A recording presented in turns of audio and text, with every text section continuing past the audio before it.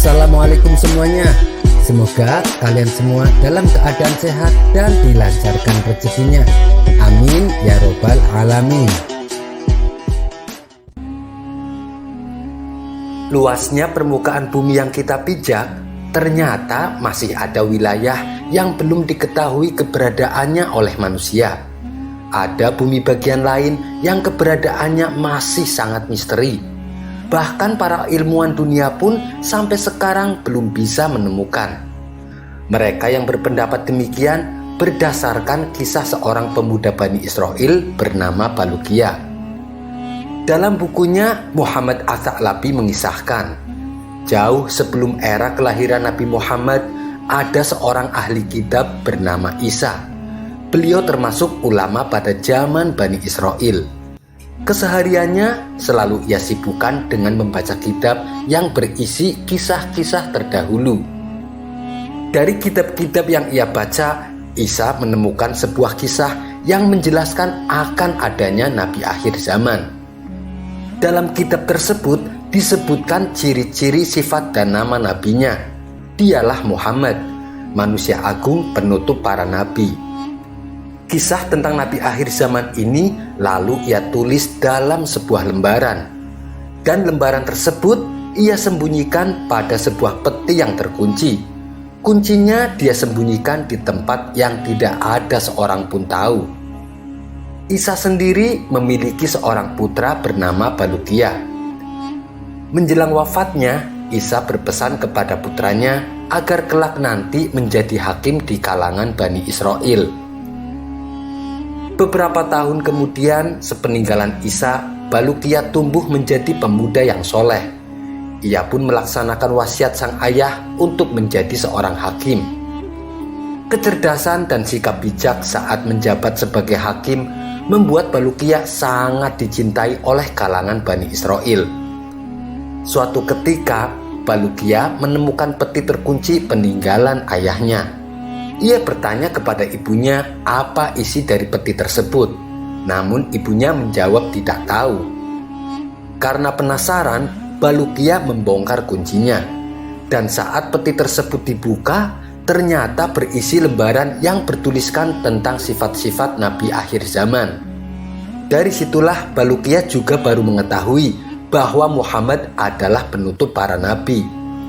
Surga diharamkan bagi para nabi sehingga Muhammad dan umatnya masuk terlebih dahulu.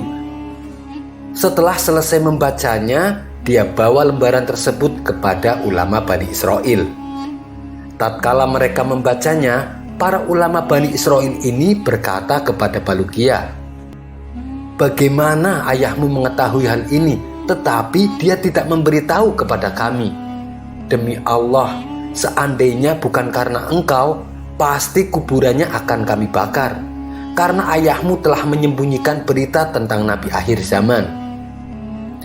Rupanya kisah tentang akan adanya Nabi akhir zaman membuat Balukia terobsesi untuk mencari keberadaannya. Balukia pun akhirnya memilih untuk beranjak dari kampungnya. Dia pamit kepada ibunya dan berjanji tidak akan kembali hingga dirinya bertemu dengan Muhammad. Dengan memantapkan keyakinan dan niat tulus, Balukia melangkah tanpa ada petunjuk pasti di mana keberadaan Muhammad.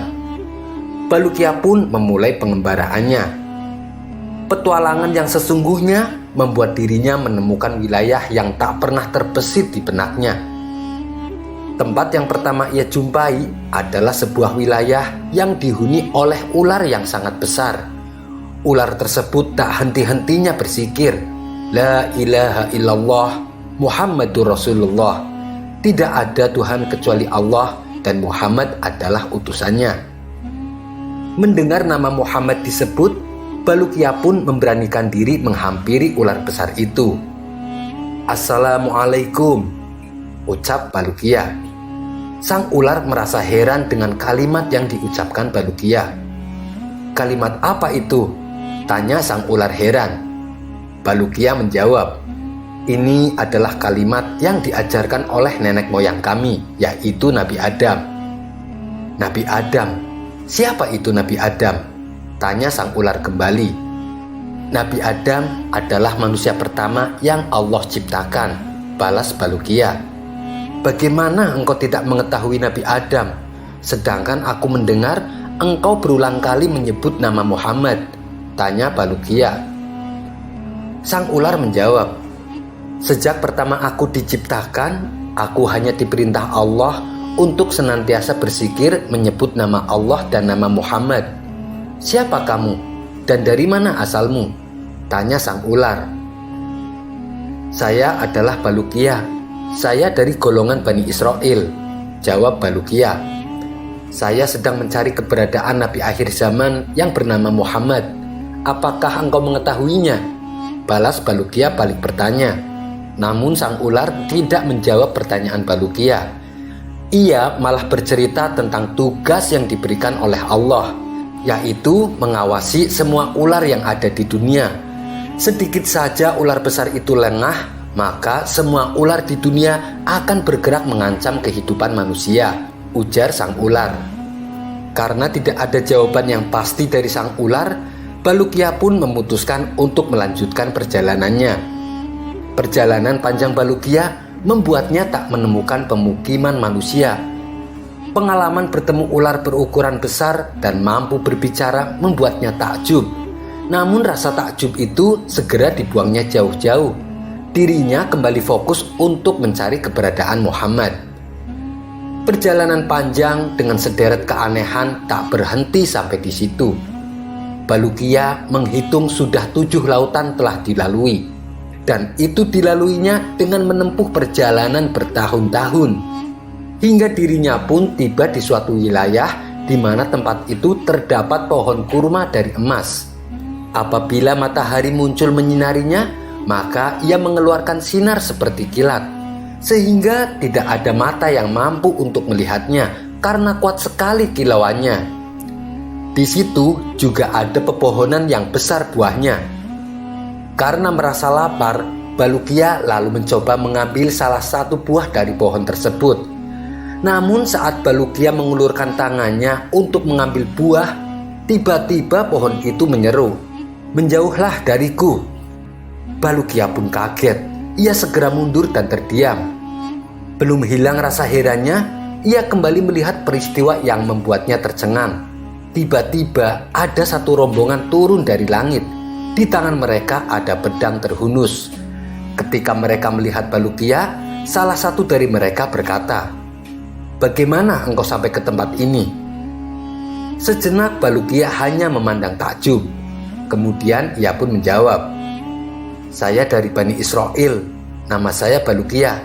"Lalu kalian siapa?" tanya balik Balukia. Mereka pun menjawab, "Kami adalah kaum jin yang beriman. Asalnya kami berada di langit. Kemudian Allah menurunkan kami ke bumi. Kami diperintahkan untuk memerangi jin kafir di muka bumi ini. Sekarang kami akan memerangi mereka." Keajaiban demi keajaiban dialami Balukia. Namun semua itu tak membuatnya mengurungkan niatnya untuk mencari keberadaan Muhammad. Balukia terus melanjutkan pengembaraannya. Di tengah perjalanan, Balukia dikagetkan dengan sosok makhluk tinggi besar. Tangan kanannya berada di timur, sedangkan tangan kirinya ada di sebelah barat.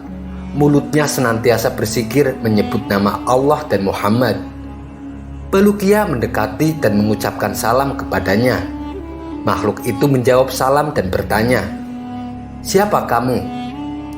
Balukia menjawab, "Aku adalah Balukia. Saya dari golongan Bani Israel. Aku pergi dalam rangka mencari penutup para nabi. Lalu siapakah engkau?" Balukia balik bertanya. Makhluk itu menjawab, "Saya adalah malaikat yang ditugaskan oleh Allah untuk mengurusi gelapnya malam dan terangnya siang." Balukia kembali bertanya, "Apa 2 baris yang ada di keningmu?" Malaikat itu menjawab, "Dalam 2 baris ini tertulis tambahan malam dan siang serta pengurangannya. Aku tidak menahan malam kecuali dengan ukuran yang telah ditentukan." Setelah itu Balukia kembali melanjutkan perjalanannya. Di tengah perjalanan, ia kembali menjumpai sosok makhluk yang tidak kalah besar dengan makhluk yang pertama.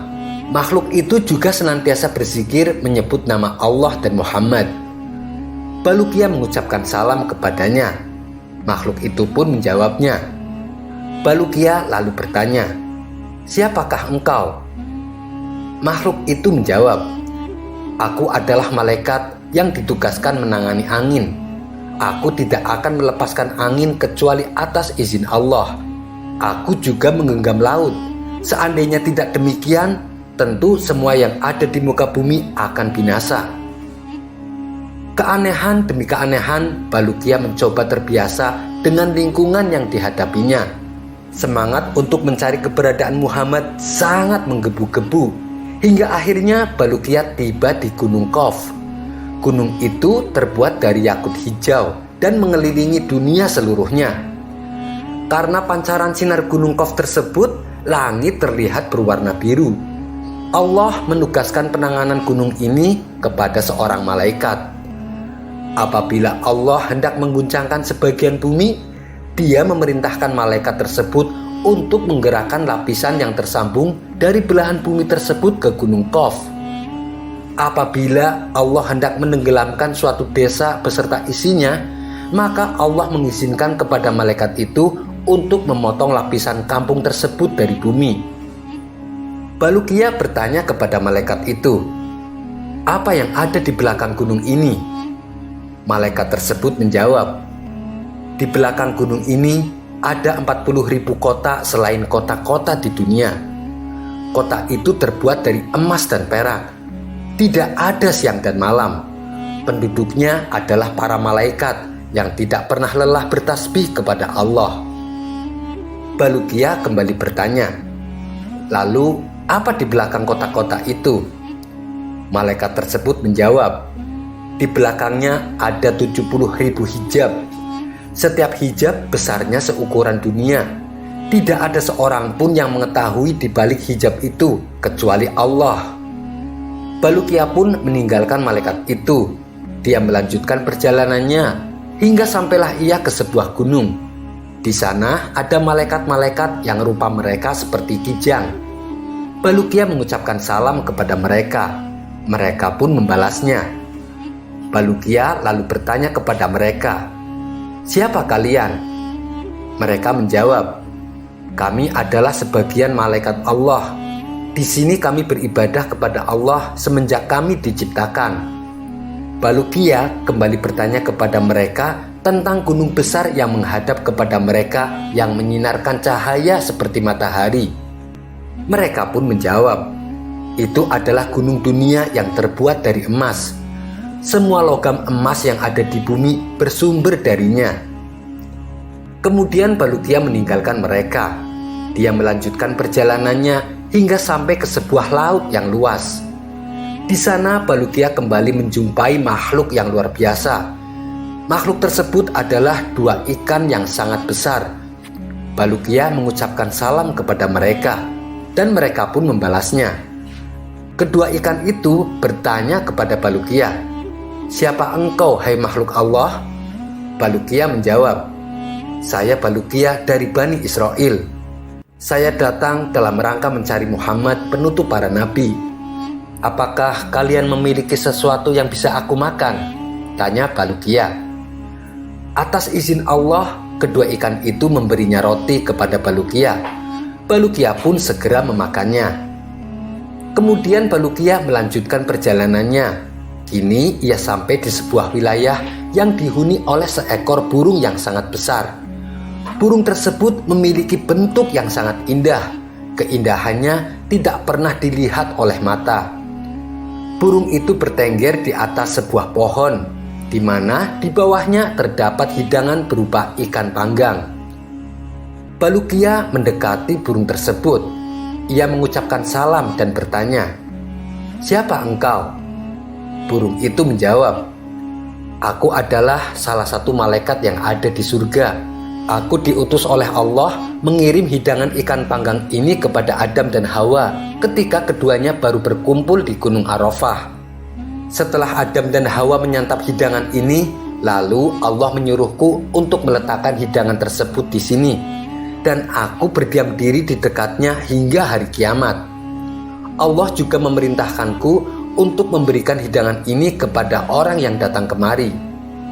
Maka Balukia pun memakan hidangan tersebut. Akan tetapi tak sedikit pun hidangan itu berkurang. Hidangan itu kembali keadaannya seperti semula. Karena merasa heran, Balukia lalu bertanya perihal hidangan yang dimakannya. Burung tersebut menjelaskan, sesungguhnya makanan dunia akan berkurang dan berubah apabila dimakan ataupun didiamkan. Sementara makanan surga tidak akan pernah berkurang dan berubah sedikit pun. Balukia kembali bertanya, apakah ada seseorang yang pernah memakan hidangan ini? Burung itu menjawab, iya, sudah ada. Sesungguhnya Nabi Khidir terkadang datang ke sini dan memakan hidangan ini. Setelah itu dia pergi lagi. Mendengar nama Khidir disebut, Balukia memutuskan untuk tinggal di tempat itu. Balukia berharap Khidir akan kembali datang agar ia bisa menemuinya. Ia ingin menanyakan berbagai hal kepadanya, termasuk keberadaan Nabi akhir zaman. Hingga pada suatu hari, Nabi Khidir pun akhirnya datang dengan menggunakan baju serba putih. Melihat itu, Balukia segera menyambutnya dengan ucapan salam. Assalamualaikum wahai Nabiullah. Nabi Khidir pun membalas salamnya. Balukia lalu berkata, aku telah bepergian dalam rangka mencari Nabi akhir zaman. Hingga akhirnya aku sampai ke tempat ini. Aku sengaja diam di sini untuk menunggu kedatanganmu, agar engkau memberitahuku tentang keberadaan Nabi akhir zaman, ujar Balukia. Nabi Khidir membalas, hai Balukia, sesungguhnya Nabi akhir zaman tidak akan muncul saat ini, dan engkau tidak akan bertemu dengannya sekarang ini. Hai Balukia, tahukah engkau berapa jarak antara kamu dengan ibumu? Tanya Nabi Khidir. Balukia menjawab, tidak, aku tidak tahu. Jaraknya adalah 50 tahun perjalanan, tutur Nabi Khidir. Maukah aku letakkan kamu di hadapan ibumu? Tanya Nabi Khidir. Balukia mengiyakan, dan Nabi Khidir menyuruhnya untuk memejamkan mata.